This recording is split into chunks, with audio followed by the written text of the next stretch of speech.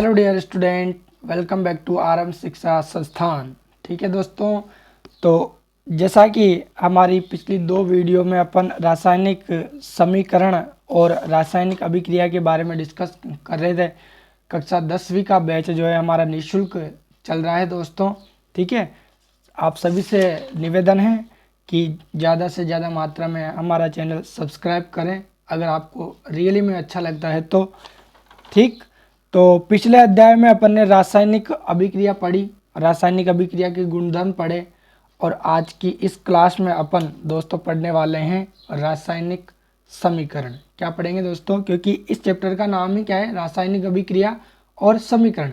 तो रासायनिक अभिक्रिया तो अपन ने पढ़ ली, अब अपन पढ़ेंगे रासायनिक समीकरण। क्या पढ़ेंगे दोस्तों, रासायनिक समीकरण।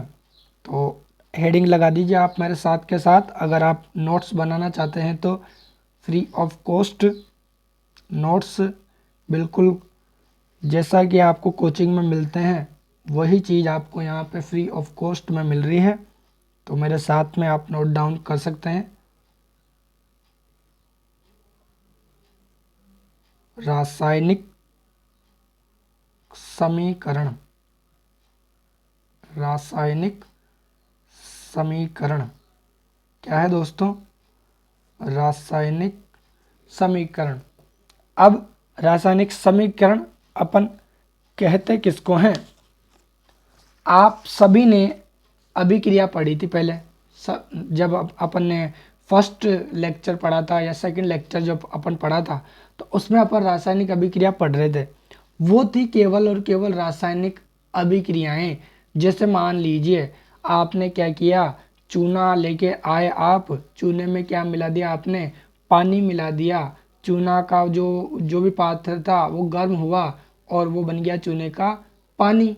लेकिन अब इसको अपन को क्या करना पड़ेगा, लिखना पड़ेगा।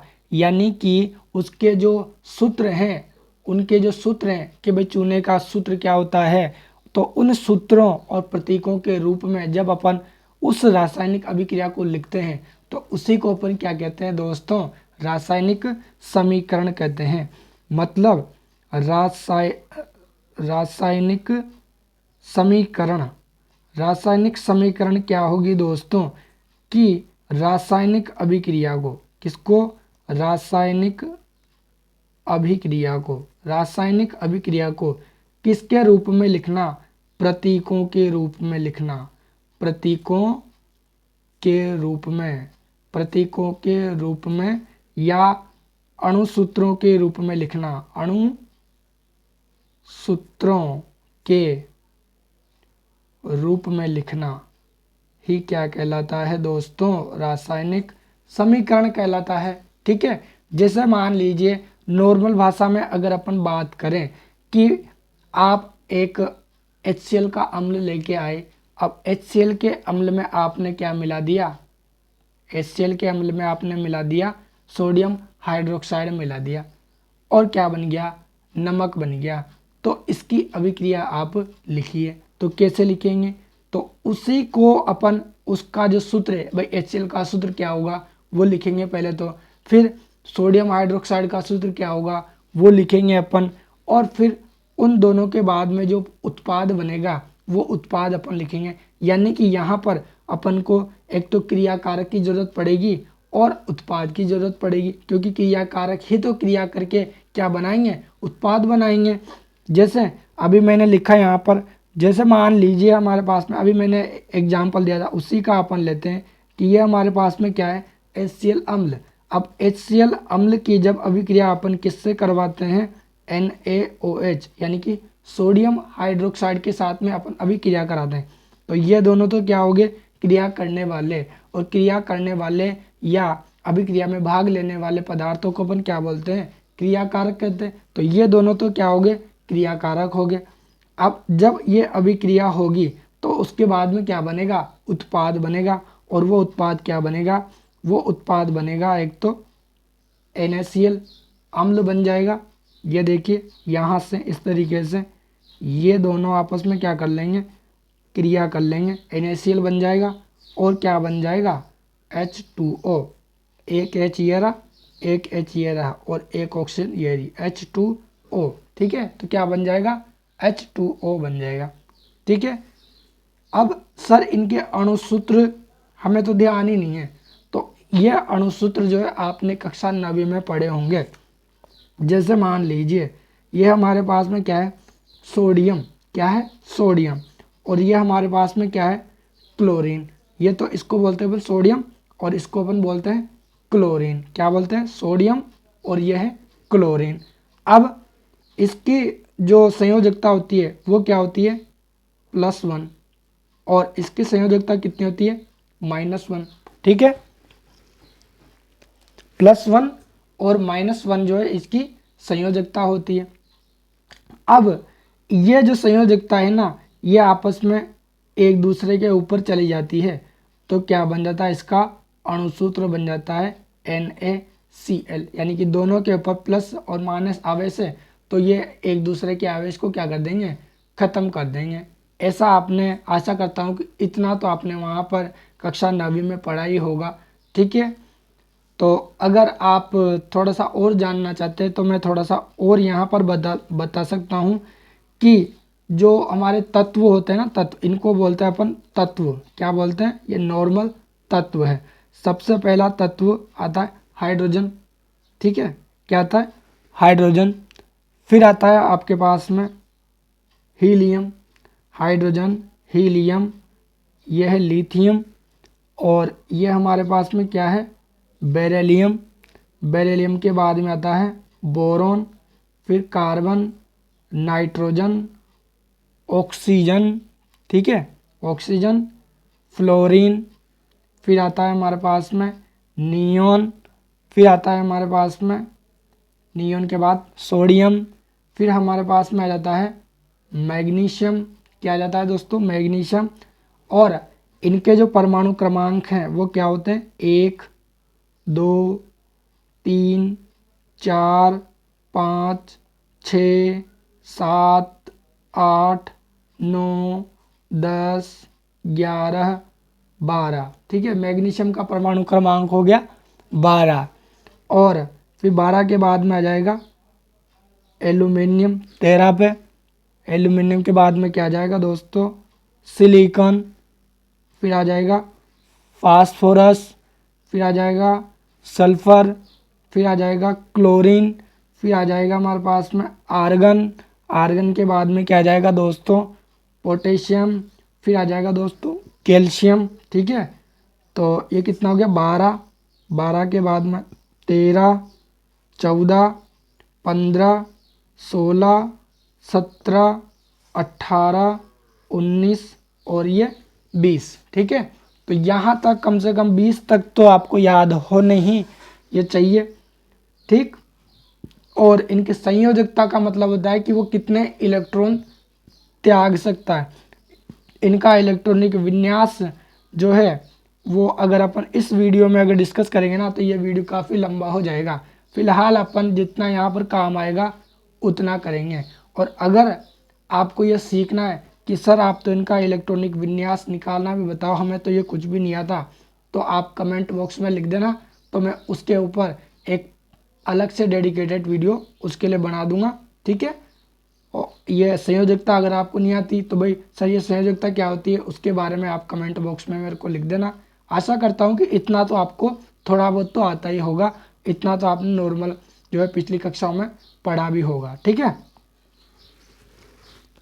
तो यहाँ पर अपन ये 20 जो परमाणु क्रमांक है ना, ये तो आपको ध्यान में रखने हैं। Hydrogen, helium, lithium, beryllium, boron, carbon, nitrogen, oxygen, fluorine, neon, sodium, magnesium, aluminium, silicon, phosphorus, sulphur, chlorine, argon, potassium और कैल्शियम, ये आपको ध्यान होने चाहिए, ठीक है। अब हमारा जो टॉपिक था क्या था, रासायनिक समीकरण, उसको अपन उसकी परिभाषा लिख लेते हैं, नहीं तो फिर सारा ही गुड़ गोबर हो जाएगा कि आप तो रासायनिक समीकरण बता रहे थे, ये कहाँ पे ले आए परमाणु क्रमांक वगैरह। ये तो टॉपिक है दोस्तों परमाणु का, और परमाणु के विषय में आपने कक्षा 9वीं में पढ़ लिया है। अगर इस कक्षा में मतलब 10वीं में भी अगर परमाणु होगा तो मैं आपको उसके बारे में होगा शायद, इसके जो आपके तत्व और रासायनिक समीकरण की जो सारणियाँ वगैरह होगी, तत्वों का विश्लेषण होगा, उसमें ज़रूर ये टॉपिक होगा, तो उसमें अपन इसको आराम से पूरा डिस्कस करेंगे। ठीक है, फिलहाल अपन इसमें रासायनिक समीकरण की परिभाषा दे देते हैं, तो मेरे साथ में आप नोट डाउन कर सकते हैं। क्या होगी इसकी परिभाषा कि किसी रासायनिक अभिक्रिया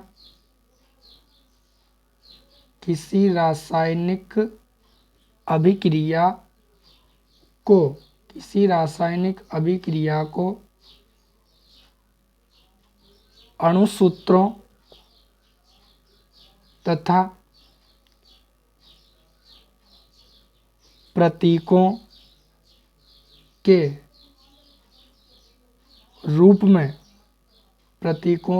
रूप में प्रदर्शित करना क्या कहलाता है? रासायनिक समीकरण कहलाता है। रासायनिक समीकरण कहलाता है। क्या कहलाता है? रासायनिक समीकरण कहलाता है। जैसे एक एग्जाम्पल अपन यहाँ पर देखेंगे, जैसे क्या होता है,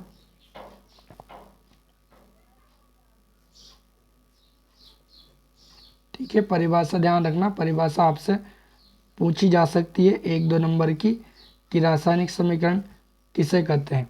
तो ये इसकी परिभाषा होगी कि रासायनिक अभिक्रिया को अणुसूत्रों और प्रतीकों के रूप में दर्शाना क्या कहलाता है? रासायनिक समीकरण कहलाता है। जैसे जब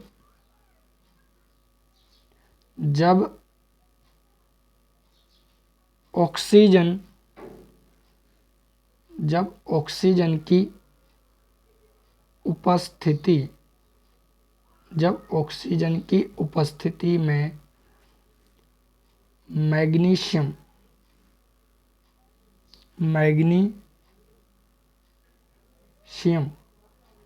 अब अभी मैंने आपको जो वो टेबल लिखवाई थी एक 20 तक की परमाणु क्रमांक वाली, उसमें आपको पता होगा कि मैग्नीशियम का परमाणु क्रमांक कितना होता है। ठीक है, 12 होता है।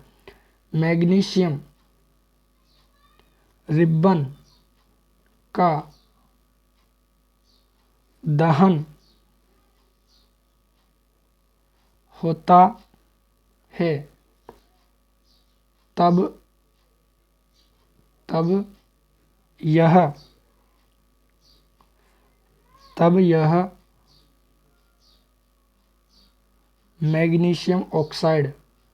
तब यह मैग्नीशियम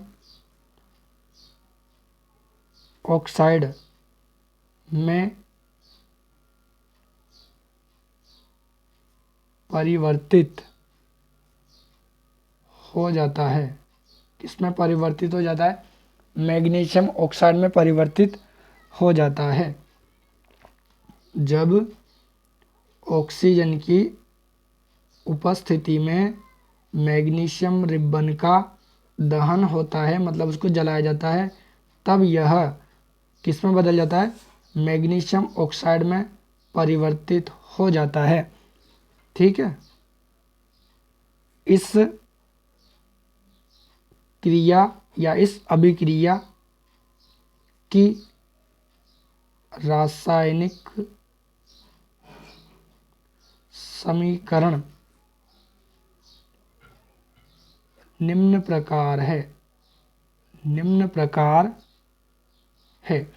कैसे करेंगे? सबसे पहले तो उसका ढांचा तैयार करते हैं कि भाई सबसे पहले क्या किया अपन ने, ये हमारे पास में क्या है, ये हमारे पास में मैग्नीशियम है जिसका परमाणु क्रमांक होता है 12। और अगर आपको इसका सूत्र ध्यान है ना, तो आप आराम से इसकी समीकरण बना सकते हैं। मैग्नीशियम रिबन, इसको अपन ने किस में जलाया? ऑक्सीजन की उपस्थिति में, तो ये O2। ऑक्सीजन दोस्तों हमेशा ही O2 के रूप में पाया जाता है, क्योंकि ये द्विपरमाणु अणु है, हमेशा डबल परमाणु के रूप में पाया जाता है। ठीक है, तो ये हो गया ऑक्सीजन। और क्या बन गया दोस्तों? ये हमारे पास में बन गया MgO। क्या बन गया?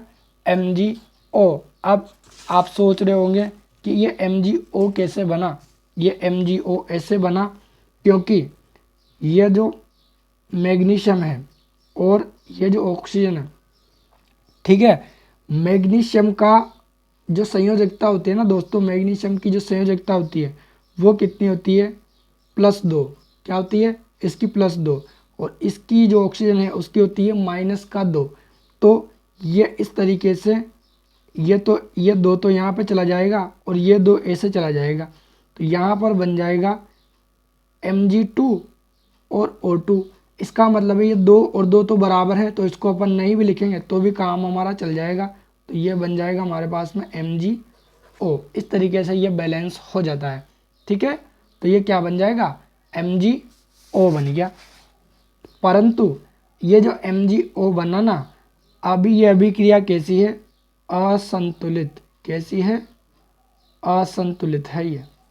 क्यों है कि यहाँ पर तो ऑक्सीजन 2 है लेकिन यहाँ पर तो ऑक्सीजन क्या है, 1 ही है।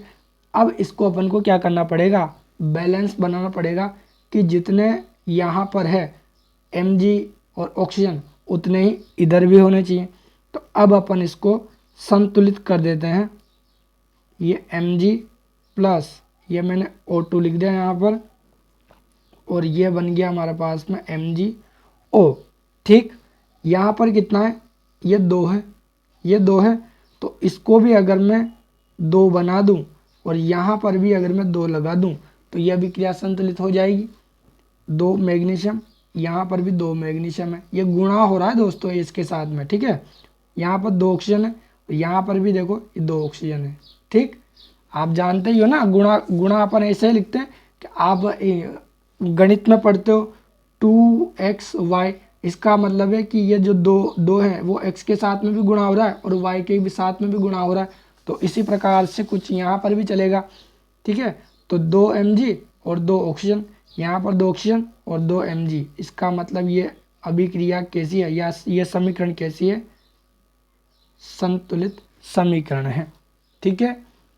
ये दोस्तों ये हो गया हमारे पास में अभिकारक, और ये क्या बन गया, इसका उत्पाद बन गया, ठीक है। इनको अपन क्या बोलेंगे, अभिकारक, और इनको क्या बोलेंगे अपन, उत्पाद। ये तो अपन ने पिछले वाली वीडियो में भी डिस्कस कर लिया था, फिर भी अपन एक बार और लिख लेते हैं।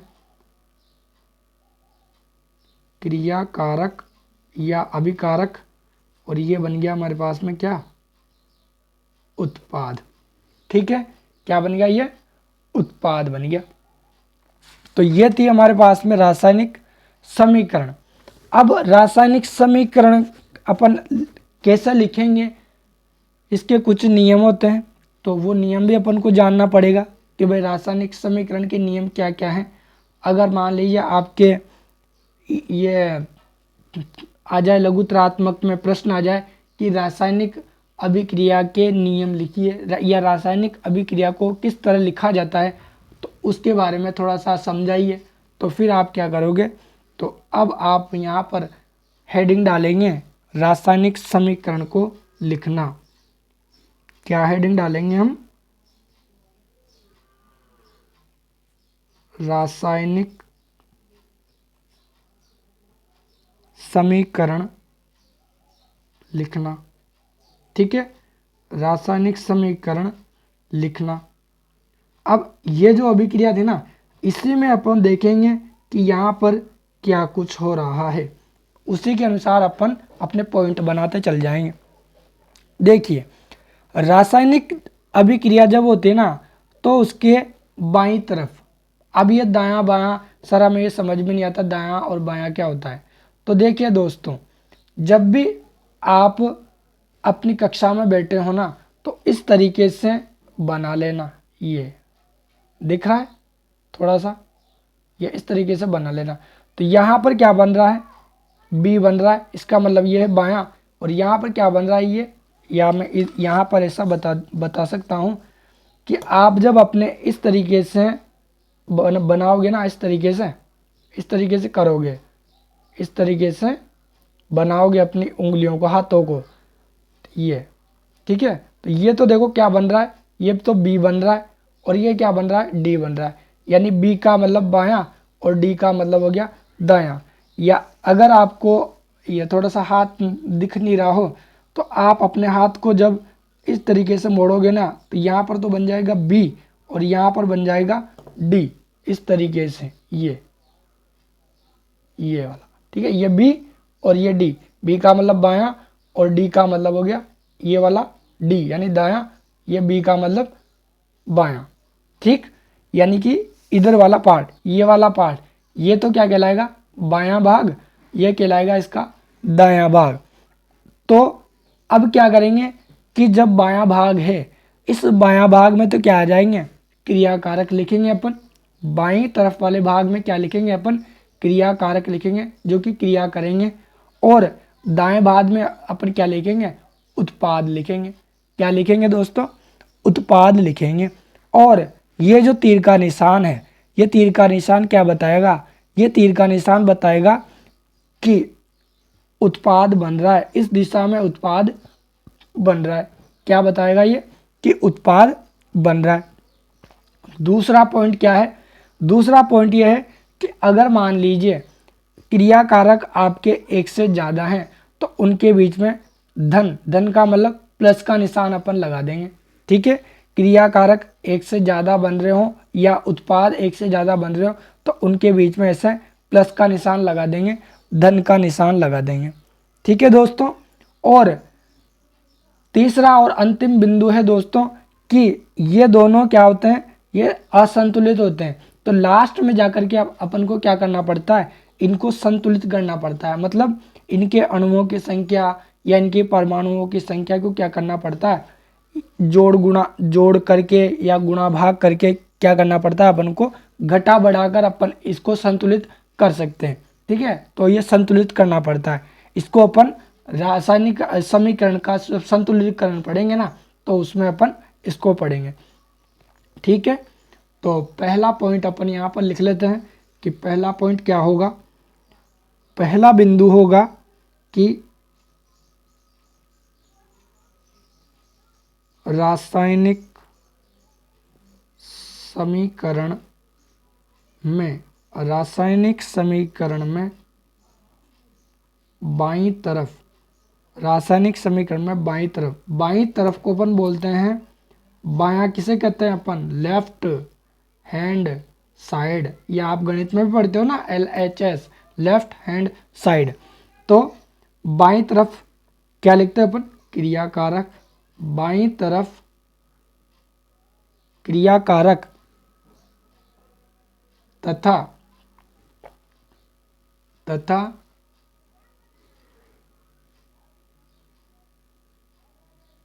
दाईं तरफ, तथा दाईं तरफ यानी कि राइट हैंड साइड RHS, दाईं तरफ उत्पाद लिखे जाते हैं। क्या लिखे जाते हैं, उत्पाद लिखे जाते हैं, ठीक है। तो रासायनिक समीकरण में बाईं तरफ तो क्या लिखा जाता है क्रिया कारक, और दाईं तरफ क्या लिखेंगे अपन उत्पाद लिखे जाते हैं। तथा मध्य में, तथा मध्य में तीर का निशान, मध्य में तीर का निशान उत्पाद की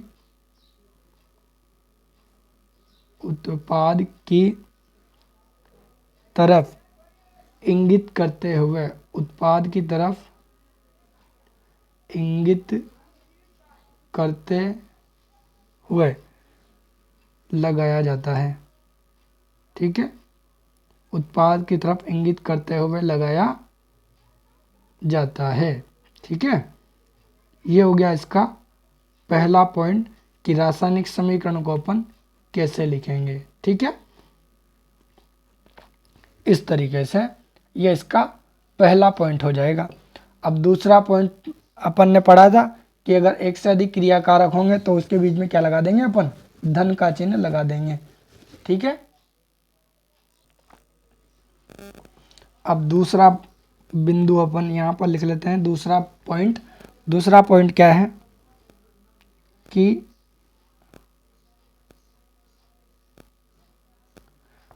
अभिक्रिया में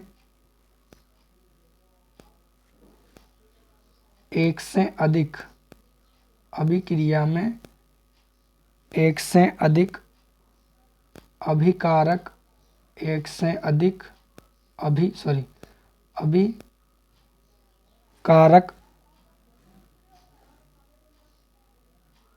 अथवा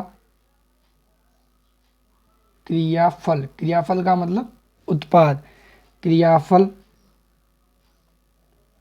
होने पर उनके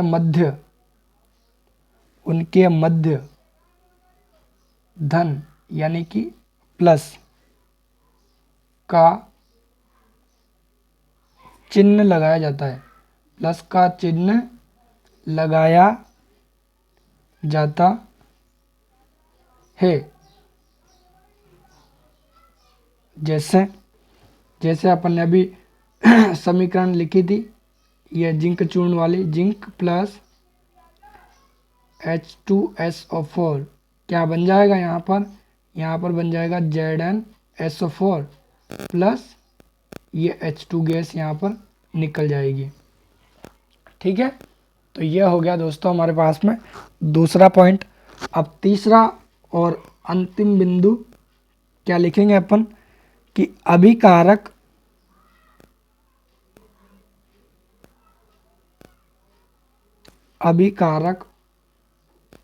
तथा क्रियाफल, अभिकारक तथा क्रियाफल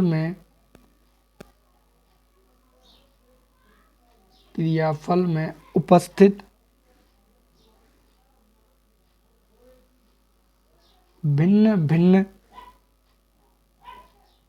दो का मतलब हो गया डबल बार, भिन्न भिन्न तत्वों के परमाणुओं की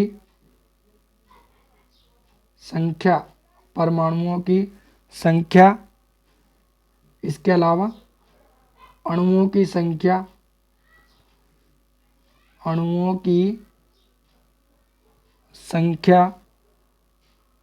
को घटा बढ़ा कर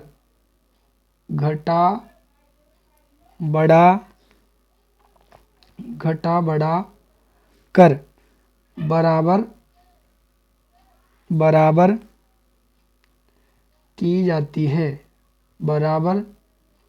जाती है। इस क्रिया को समीकरण का संतुलन करना कहते हैं। क्या कहते हैं? संतुलन, समीकरण का संतुलन करना कहते हैं। ठीक है भाई, तो अभिकारक और क्रियाकारक जो होंगे, अभिकारक, क्रियाकारक, क्रियाफल या उत्पाद हम जिसे कहते हैं, उन तत्वों के परमाणु या अणुओं की संख्या को आप घटा बढ़ा करके समीकरण को क्या कर देते हैं? संतुलित कर देते हैं। तो इसको अपन क्या कहते हैं? समीकरण का संतुलन करना, इसको अपन कहते हैं। इसके बाद ये तो थी दोस्तों किसकी बात कि समीकरण को लिखा कैसे जाता है। अब अगला टॉपिक हमारे पास में आएगा रासायनिक समीकरण की विशेषताएं, फिर है उसकी कमियां, और फिर बाद में अपन पढ़ेंगे रासायनिक समीकरण को संतुलित करना। ठीक है दोस्तों, तो आज की इस वीडियो में इतना ही। फिर मुलाकात होगी आपसे अगले वीडियो में, उसमें पढ़ेंगे रासायनिक समीकरण की विशेषताएं और उसकी कमियां क्या क्या होती है, उसको अपन अगले वीडियो में डिस्कस करेंगे। ठीक है, तो अगर ये वीडियो आपको अच्छी लगी हो तो इसे लाइक करें और अपने दोस्तों को शेयर करें, और अभी तक आपने ये चैनल सब्सक्राइब नहीं किया है तो सब्सक्राइब जरूर करें।